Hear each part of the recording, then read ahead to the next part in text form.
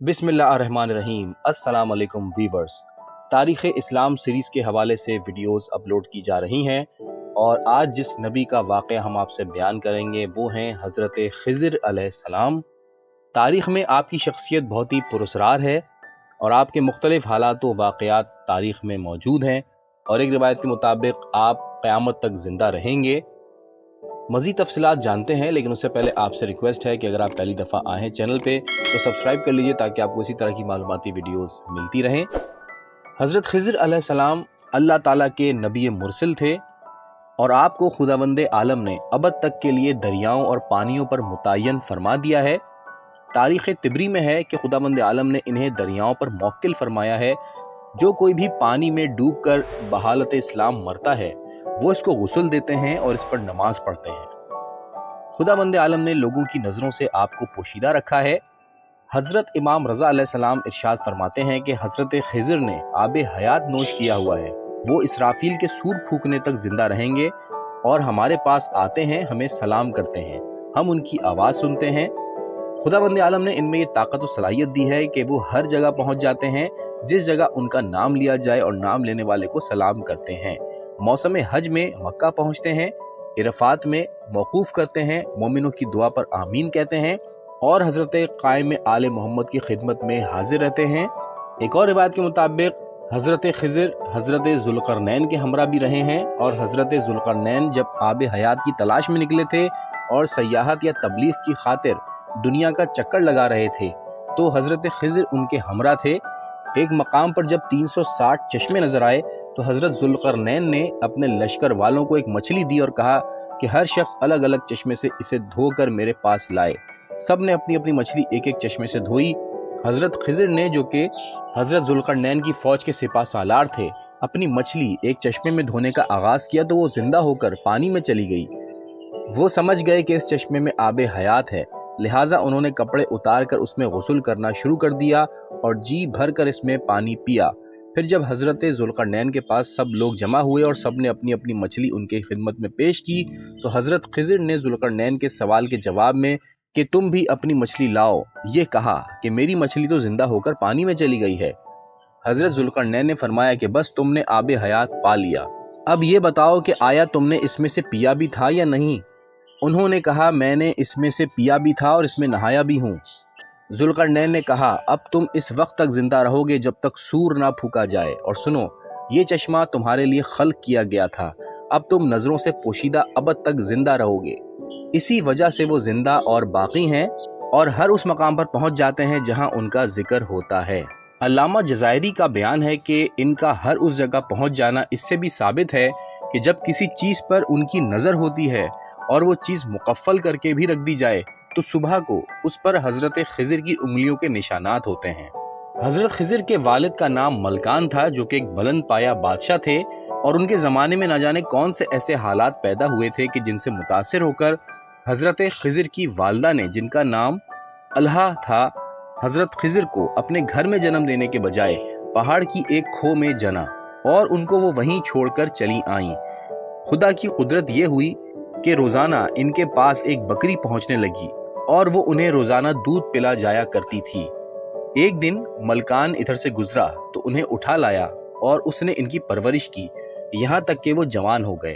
बादशाह ने किसी ज़रूरत के तहत सुहफ़ इब्राहीम लिखवाने के लिए बहुत से कातिबों को जमा किया, जिनमें हज़रत ख़िज़र भी अपनी कुदरती सलाहियत की बिना पर शरीक हुए और किताबत में आला किरदार अदा किया।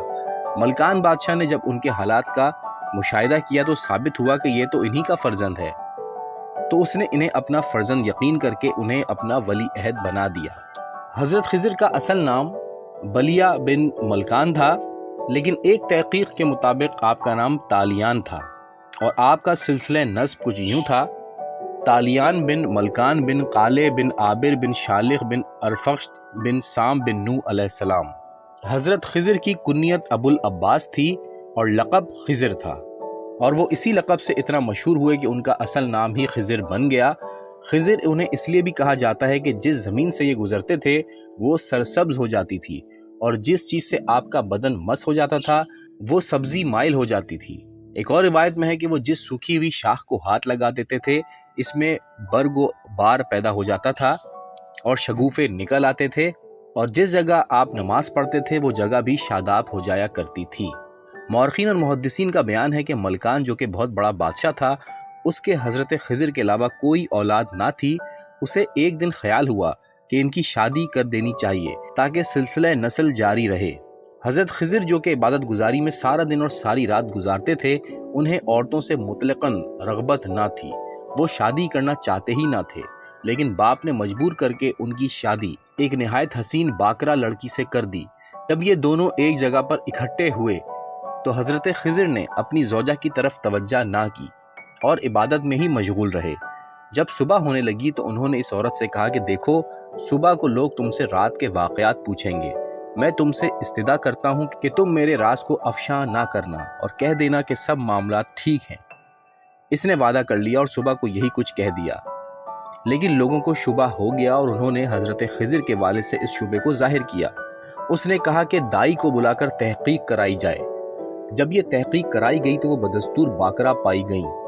دائی نے ان کے باپ سے حالات کا انکشاف کیا اور کہا کہ انہیں کوئی غیر باکرہ عورت مہیا کی جائے، ہو سکتا ہے کہ کوئی ایسی کمزوری ہو جس کی وجہ سے باکرہ لڑکی ان کے لیے بیکار ہو۔ حضرت خضر کے والد نے ایک غیر باکرہ عورت فراہم کی اور اس کے ساتھ ان کا عقد کر دیا اور اسے ہدایت کر دی کہ رات کے صحیح حالات سے باخبر کرے۔ چنانچہ جب خلوت ہوئی تو حضرت خضر مثل سابق اس کی طرف متوجہ نہ ہوئے اور بدستور اس سے استدعا کی کہ راز کو افشاں نہ کرے۔ صبح کے وقت جب اس سے پوچھا گیا تو اس نے راز فاش کر دیا اور کہا کہ یہ جوان مرد نہیں ہے۔ حضرت خضر کے والد کو جب یہ خبر معلوم ہوئی تو انہیں سخت غصہ آیا اور انہوں نے آپ کو ایک کمرے میں بند کرا کے اس کے دروازے کو چونا، گارا اور اینٹ پتھر سے چنوا دیا۔ جب 2 دن اسی عالم میں گزرے تو محبت پدری نے زور کیا اور اسے کھولنے کا حکم دیا۔ جب وہ کمرہ کھولا گیا تو اس میں حضرت خضر موجود نہ تھے۔ خداوند عالم نے انہیں ایسی قوت دی تھی جس کے ذریعے سے وہ اس مقام سے غائب ہو گئے۔ جب ان کے والد کو یہ حال معلوم ہوا تو انہوں نے چاروں طرف آدمی دوڑائے اور انہیں تلاش کرنے کا حکم دیا، لیکن حضرت خضر کو نہ پا سکے۔ حضرت خضر وہاں سے بقدرت خدا نکل کر حضرت ذوالقرنین کے پاس جا پہنچے اور ان کے ہمراہ بحر ظلمات میں جا کر آب حیات نوش کیا اور ابدی زندگی کے مالک بن گئے، اور خدا نے انہیں دریاؤں پر موکل کر دیا، چنانچہ وہ دریا ہی میں قیام پذیر ہو گئے۔ ایک دفعہ کا ذکر ہے کہ 2 تاجر سمندر میں سفر کر رہے تھے کہ ان کی کشتی تباہ ہو گئی اور وہ اپنی جان بچاتے ہوئے اور تیرتے ہوئے اس جزیرے میں جا پہنچے جہاں حضرت خضر قیام پذیر تھے۔ انہوں نے دیکھا کہ حضرت خضر مشغول نماز ہیں۔ جب نماز سے فراغت ہوئی تو ان لوگوں نے اپنے حالات بتائے، اور جب غور سے دیکھا تو پہچان لیا کہ یہ تو حضرت خضر ہیں۔ باہمی تعارف کے بعد ان لوگوں نے اپنی مشکل کشائی کی درخواست کی۔ حضرت خضر نے فرمایا کہ میں ایک شرط سے تمہاری مدد کر سکتا ہوں، اور وہ یہ ہے کہ تم یہاں سے جا کر ہماری اس ملاقات کا کسی سے ذکر نہ کرنا۔ ان لوگوں نے وعدہ کر لیا۔ چنانچہ حضرت خضر نے ایک بادل کے بڑے ٹکڑے کو حکم دیا کہ انہیں ان کے ملک میں پہنچا دے۔ چنانچہ وہ ابر ان کو لے کر اڑا اور اس نے ان دونوں کو ان کے ملک میں پہنچا دیا۔ اپنے گھروں میں پہنچنے کے بعد ان میں سے ایک شخص تو اپنے وعدے پر قائم رہا، لیکن دوسرے نے نہ صرف یہ کہ راز فاش کیا بلکہ ان کے والد کے پاس جا کر کہا کہ میں نے اس طرح ان کو دیکھا ہے اور انہوں نے اس طرح ہماری مدد بھی کی۔ بادشاہ نے پوچھا کہ اس واقعے کا کوئی گواہ بھی ہے تمہارے پاس؟ تو اس نے کہا کہ ایک اور تاجر ہے جو میرے ساتھ تھا۔ بادشاہ نے اسے بلا بھیجا، لیکن وہ اپنے وعدے پر قائم رہا اور اس نے اس بات کا انکار کر دیا اور کہا کہ میں اس شخص کو پہچانتا بھی نہیں ہوں۔ پہلے شخص نے کہا کہ اے بادشاہ، یہ جھوٹ بول رہا ہے، آپ اسے نظر بند کرا لیں اور چند آدمی میرے ساتھ کر دیں، میں انہیں ہمراہ لے جا کر ملاقات کرا دیتا ہوں۔ چنانچہ اس نے کچھ لوگوں کو لے جا کر اسی جزیرے میں پہنچایا جہاں حضرت خضر سے ملاقات ہوئی تھی۔ یہ لوگ جب وہاں پہنچے تو کسی کو نہ پایا اور واپس آ کر بادشاہ سے واقعہ بیان کیا۔ بادشاہ نے پہلے قیدی کو چھوڑ دیا اور اس دوسرے شخص کو دار پر چڑھا دیا۔ وقت گزرتا رہا اور اس ملک پر تباہی آ گئی کیونکہ وہاں کے لوگ سخت گناہگار تھے۔ اس تباہی میں تقریباً سبھی برباد ہوئے، لیکن صرف وہ عورت اور وہ مرد باقی رہے جنہوں نے حضرت خضر کے راز کو فاش نہ کیا تھا۔ جب دونوں کی ملاقات ہوئی اور ایک نے دوسرے سے اپنے بچنے کا سبب حضرت خضر کے راز کو افشا نہ کرنے کا یقین کر لیا تو دونوں مسلمان ہو گئے اور دونوں نے آپس میں عقد کر لیا اور وہاں سے نکل کر ایک دوسرے ملک میں چلے گئے۔ وہاں کا بادشاہ بڑا ظالم تھا اور اپنے کو خدا کہلواتا تھا۔ رفتہ رفتہ اس عورت کا سلسلہ اس بادشاہ کے یہاں ہو گیا اور اسے سرفرازی حاصل ہو گئی۔ ایک دن وہ بادشاہ کی لڑکی کے بالوں میں کنگھی کر رہی تھی کہ اتفاقاً کنگھی اس کے ہاتھ سے چھوٹ کر زمین پر گر گئی اور اس کے منہ سے بے ساختہ لا حول ولا قوت الا باللہ کا جملہ نکل گیا۔ لڑکی نے کہا کہ یہ تم نے کیا کہا؟ کیا میرے باپ کے علاوہ بھی کوئی خدا ہے؟ اس نے کہا کہ ہاں، اصل خدا تو وہی ہے جس نے تیرے باپ کو پیدا کیا ہے۔ اس لڑکی نے اپنے باپ سے سارا واقعہ بیان کیا۔ اس نے اس عورت کو طلب کیا اور واقعے کی تصدیق کی اور کہا کہ تو تنہا ہے یا تیرے ساتھ اور بھی کوئی ہے؟ اس نے کہا کہ میرا شوہر ہے اور میرے بچے ہیں۔ بادشاہ نے ایک بہت بڑے دیگ میں پانی ابلوا کر ان سب کو اس میں ڈلوا کر مروا دیا اور ان کے گھر کو ان لوگوں پر گرا کر اسی میں ڈبو دیا۔ خداوند عالم نے ان لوگوں کو اس توحید پرستی کا یہ صلہ دیا کہ ان کے گھر میں ایسی خوشبو بسا دی کہ وہ آسمان تک جاتی تھی۔ حضرت امام جعفر صادق علیہ السلام سے منقول ہے کہ حضرت رسول کریم جب معراج کو جا رہے تھے تو راستے میں مشک کی عجیب و غریب خوشبو آئی، تو حضرت نے جبرائیل سے پوچھا کہ یہ خوشبو کیسی ہے؟ حضرت جبرائیل نے یہ تمام واقعہ بیان کیا اور کہا کہ یہ وہی مشک کی خوشبو ہے جو ان توحید پر جان دینے والوں کے گھر سے آتی ہے اور قیامت تک آتی رہے گی۔ ویورز، اب ہم حضرت خضر اور حضرت موسیٰ کی ملاقات کا پس منظر بیان کرتے ہیں۔ واقعہ کچھ یوں ہے کہ حضرت موسیٰ ایک دن واز فرما رہے تھے۔ دوران واز انہوں نے بنی اسرائیل کو خداوند عالم کے احسانات کی یاد دہانی کرائی اور علم کی ایسی ایسی باتیں بیان کی کہ لوگ حیران ہو گئے۔ تاریخ طبری میں ہے کہ ایک شخص نے مجمع میں کھڑے ہو کر کہا کہ اے موسیٰ، یہ بتائیے کہ خداوند عالم نے آپ سے زیادہ علم بھی کسی کو دیا ہے یا نہیں؟ حضرت موسیٰ نے فرمایا کہ اس وقت دنیا میں مجھ سے بڑا کوئی عالم نہیں۔ یہ کہنا تھا کہ اسی وقت خداوند عالم نے جبرائیل کو بھیجا کہ موسیٰ سے کہہ دو کہ تم سے بڑا عالم میرا ایک بندہ ہے جو مجمع البحرین میں رہتا ہے، تم جاؤ اور اس سے علم سیکھو۔ حضرت موسیٰ نے پوچھا کہ مالک وہ جگہ کہاں ہے اور ہمیں کس طرح ملے گی؟ فرمایا کہ ایک دریا آذربائیجان کی طرف سے آتا ہے اور دوسرا یمن اور عدن کی طرف سے، اور دونوں ایک جگہ مل کر بحر قلزم میں جا گرتے ہیں۔ تم اس مقام پر جاؤ جس جگہ دونوں دریا آپس میں ملتے ہیں، اسی کو مجمع البحرین کہتے ہیں۔ موسیٰ سنو، تم جو کھانا لے کر مجمع البحرین کی تلاش میں نکلو گے وہی تمہاری رہبری کرے گا اور تم اسی کھانے کے ذریعے سے میرے بندے خضر کے پاس پہنچو گے۔ یہ سن کر حضرت موسیٰ نے حضرت یوشع بن نون سے فرمایا کہ توشہ سفر فراہم کر دو اور میرے ساتھ چلو تاکہ میں مجمع البحرین میں پہنچ کر حضرت خضر سے ملاقات کر سکوں اور ان سے تعلیم حاصل کروں۔ حضرت یوشع نے کچھ روٹی اور ایک بڑی مچھلی بھنوا کر ہمراہ لے لی اور دونوں روانہ ہو گئے۔ جب 3 دن کی راہ طے کر چکے تو مجمع البحرین پر پہنچے۔ چونکہ سفر طویل تھا اس لیے حضرت موسیٰ تھک گئے تھے۔ اسی دوران میں یا تو حضرت یوشع بن نون نے مچھلی کو پانی میں دھونا چاہا یا ہوا کے ذریعے سے پانی مچھلی پر پڑ گیا۔ غرض یہ کہ عجیب واقعہ ہوا اور مچھلی زندہ ہو کر پانی میں چلی گئی۔ حضرت موسیٰ جب جاگے تو آگے کے لیے روانہ ہو گئے۔ راستے میں حضرت یوشع سے کہا کہ کھانا لاؤ۔ حضرت یوشع نے عرض کی کہ دیگر کھانے کی چیزیں تو پہلے ہی ختم ہو چکی تھیں، البتہ میرے پاس وہ مچھلی رہ گئی تھی جو اسی جگہ زندہ ہو کر پانی میں چلی گئی، جس کا ذکر میں نے آپ سے نہیں کیا۔ حضرت موسیٰ نے فرمایا کہ واپس چلو، حضرت خضر اسی جگہ ملیں گے، کیونکہ خداوند عالم نے فرمایا تھا کہ تمہارا کھانا ہی تمہاری رہبری کرے گا۔ چنانچہ یہ دونوں پلٹ آئے تو دیکھا کہ مچھلی جن جن راستوں سے گزری تھی وہ سارے مقامات زمین تک کھلے ہوئے تھے اور راستہ بنا ہوا تھا۔ چنانچہ یہ انہی راستوں پر روانہ ہو کر دریا کے اندر اس جگہ پہنچے جس جگہ حضرت خضر نماز پڑھ رہے تھے۔ وہ ایسی جگہ تھی جو پانی سے بنی ہوئی تھی اور عین وسط میں پانی کا گنبد معلق تھا۔ حضرت خضر جب نماز سے فراغت کر چکے تو حضرت موسیٰ نے انہیں سلام کہا۔ انہوں نے جواب میں وعلیکم السلام یا نبی اللہ کہا۔ حضرت موسیٰ نے پوچھا کہ آپ کو کس نے بتایا کہ میں نبی ہوں؟ فرمایا جس نے آپ کو میرے پاس بھیجا ہے۔ پھر حضرت موسیٰ نے اپنی آمد کی وجہ بتائی اور کہا کہ میں اس لیے حاضر ہوا ہوں کہ آپ سے کچھ سیکھوں اور آپ کی صحبت سے علم حاصل کروں۔ حضرت خضر نے فرمایا کہ یہ بڑا مشکل کام ہے کہ تم مجھ سے کچھ حاصل کرو، کیونکہ تمہارا علم ظاہر سے متعلق ہے اور میرا علم باطن سے تعلق رکھتا ہے۔ حضرت موسیٰ نے کہا کہ آپ اطمینان رکھیے، اگر خدا نے چاہا تو آپ مجھے باضابطہ آدمی پائیں گے اور میں آپ کے کسی حکم کی نافرمانی نہ کروں گا۔ حضرت خضر نے کہا کہ اچھا، اگر آپ کو میرے ساتھ رہنا ہے تو جب تک میں خود آپ سے کسی بات کا ذکر نہ چھیڑوں آپ مجھ سے کسی چیز کے بارے میں مت پوچھیے گا۔ چنانچہ یہ دونوں مل کر چل کھڑے ہوئے اور حضرت یوشع بن نون بھی پیچھے پیچھے چلے۔ ایک روایت کے مطابق حضرت یوشع حضرت موسیٰ سے اجازت لے کر واپس مقام تیہا میں آ گئے اور یہ دونوں کشتی میں سوار ہو گئے تو حضرت خضر نے کشتی میں چھید کر دیا۔ موسیٰ نے کہا آپ نے تو غضب کیا، کشتی میں اس غرض سے سوراخ کیا ہے کہ لوگوں کو ڈبو دیجئے، یہ تو آپ نے بڑی عجیب بات کی ہے۔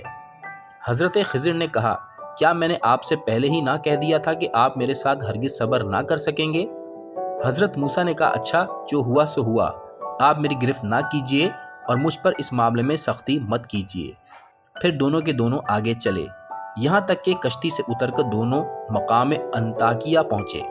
وہاں ایک لڑکے سے ملے تو حضرت خضر نے اسے جان سے مار ڈالا۔ روایت میں اس لڑکے کا نام جیسون ہے اور اس کے باپ کا نام سلاس اور اس کی ماں کا نام شاہویہ تھا۔ حضرت موسیٰ نے کہا کہ معاذ اللہ، آپ نے ایک معصوم بچے کو مار ڈالا اور وہ بھی کسی کے خون کے بدلے میں نہیں، آپ نے تو یقیناً ایک عجیب حرکت کی۔ حضرت خضر نے کہا میں نے آپ سے کہا تھا نا کہ آپ میرے ساتھ ہرگز صبر نہ کر سکیں گے۔ حضرت موسیٰ نے معذرت چاہی اور فرمایا کہ اب اگر میں آپ سے کسی چیز کے بارے میں پوچھوں تو آپ مجھے اپنے ساتھ مت رکھیے گا۔ الغرض یہ مزید آگے چل پڑے یہاں تک کہ جب آپ ایک گاؤں والوں کے پاس پہنچے تو وہاں کے لوگوں سے کچھ کھانے کو مانگا تو ان لوگوں نے ان دونوں کو مہمان بنانے سے انکار کر دیا۔ پھر ان دونوں نے اسی گاؤں میں جس کا نام ایلا تھا ایک دیوار کو دیکھا، وہ دیوار گرنے والی تھی تو حضرت خضر نے اسے سیدھا کر دیا۔ اس پر حضرت موسیٰ نے کہا اگر آپ چاہتے تو ان لوگوں سے اس کی مزدوری لے سکتے تھے تاکہ کھانے کا سہارا ہوتا۔ حضرت خضر نے کہا بس اب میرے اور آپ کے درمیان سفر یہیں پہ ختم۔ اس کے بعد حضرت خضر نے فرمایا کہ اے موسیٰ اب جن باتوں پر آپ سے صبر نہ ہو سکا میں ابھی آپ کو ان کی اصل حقیقت بتائے دیتا ہوں۔ سنیے، وہ کشتی جس میں نے سوراخ کر دیا تھا وہ چند غریبوں کی تھی جو دریا میں محنت کر کے گزارا کرتے تھے۔ میں نے چاہا کہ اسے عیبدار بنا دوں کیونکہ ان کے پیچھے پیچھے ایک ظالم بادشاہ آتا تھا کہ تمام کشتیاں زبردستی بیگار میں پکڑ لیتا تھا۔ عیبدار ہونے کی وجہ سے وہ کشتی بیگار میں جانے سے بچ گئی اور غریب لوگ نقصان سے محفوظ رہے۔ اور وہ جو لڑکا تھا جس کو میں نے مار ڈالا تو اس کے یہاں ماں باپ دونوں سچے مسلمان اور ایماندار تھے، تو مجھ کو یہ اندیشہ ہوا کہ کہیں ایسا نہ ہو کہ بڑا ہو کر ان کو بھی اپنی سرکشی اور کفر میں پھنسا دے، تو ہم نے چاہا کہ اسے مار ڈالیں اور ان کا پروردگار ان کو اس کے بدلے میں ایسا فرزند عطا فرمائے جو اس لڑکے سے زیادہ پاک نفس کا اور بہتر ہو۔ اور جو دیوار تھی جسے میں نے سیدھا کر دیا وہ تو شہر کے 2 یتیم لڑکوں کی تھی، اس کے نیچے انہی دونوں لڑکوں کا خزانہ گڑا ہوا تھا اور ان لڑکوں کا باپ ایک نیک آدمی تھا، تو تمہارے پروردگار نے چاہا کہ دونوں لڑکے اپنی جوانی کو پہنچیں تو تمہارے پروردگار کی مہربانی سے اپنا خزانہ نکال لیں، اور میں نے جو کچھ کیا اپنے اختیار سے نہیں کیا بلکہ خدا کے حکم سے کیا ہے۔ یہ حقیقت ہے ان واقعات کی جن پر آپ سے صبر نہ ہو سکا۔ یہ کہہ کر حضرت خضر غائب ہو گئے۔ دوستوں، جس کشتی کو حضرت خضر نے چھید کر عیبدار بنایا تھا اس کی قیمت 1000 دینار تھی اور 10 مسکین عورتوں اور چند لنگڑے اور بیماروں کی ملکیت تھی۔ جو بادشاہ کشتی کا پیچھا کر رہا تھا اس کا نام جلندی بن کرکر تھا، اور جو دیوار جسے حضرت خضر نے گرنے سے بچایا تھا وہ 100 گز لمبی اور 100 گز اونچی تھی، اور ایک روایت کے مطابق 30 ہاتھ اونچی اور 50 ہاتھ چوڑی اور 500 ہاتھ لمبی تھی۔ جس لڑکے کو حضرت خضر نے قتل کر دیا تھا خدا نے اس کے والدین کو لڑکی دی جس کے ذریعے سے 70 انبیاء پیدا ہوئے۔ تاریخ طبری میں ہے کہ حضرت خضر اختتام سفر کے بعد فوراً غائب ہو گئے، لیکن اکثر کتابوں میں ہے کہ حضرت خضر نے اپنی روانگی سے قبل حضرت موسیٰ کو کچھ نصیحتیں بھی فرمائیں۔ حضرت علی سے روایت ہے کہ جب حضرت خضر نے حضرت موسیٰ سے کہا کہ میں آپ کو خدا کے حوالے کیے جاتا ہوں، تو حضرت موسیٰ نے کہا کہ مجھے کچھ نصیحتیں فرمائیں۔ حضرت خضر نے کہا کہ بلا ضرورت کسی کے پاس نہیں جانا چاہیے، خوشامد سے بچنا چاہیے، بلا وجہ ہنسنے سے پرہیز کرنا چاہیے، خطا کرنے والوں پر طعنہ زنی نہیں کرنی چاہیے، اپنے گناہوں پر رونا چاہیے، اور آج کا کام کل پر نہیں ٹالنا چاہیے۔ دوستو، یہاں پر حضرت خضر کا قصہ روکتے ہیں، اگلی ویڈیو میں ہم اس سے آگے کے حالات و واقعات آپ سے بیان کریں گے۔ ویڈیو معلوماتی لگی ہو تو لائک ضرور کیجیے گا، شیئر کیجیے گا اور اپنا بہت خیال رکھیے گا۔ اللہ حافظ۔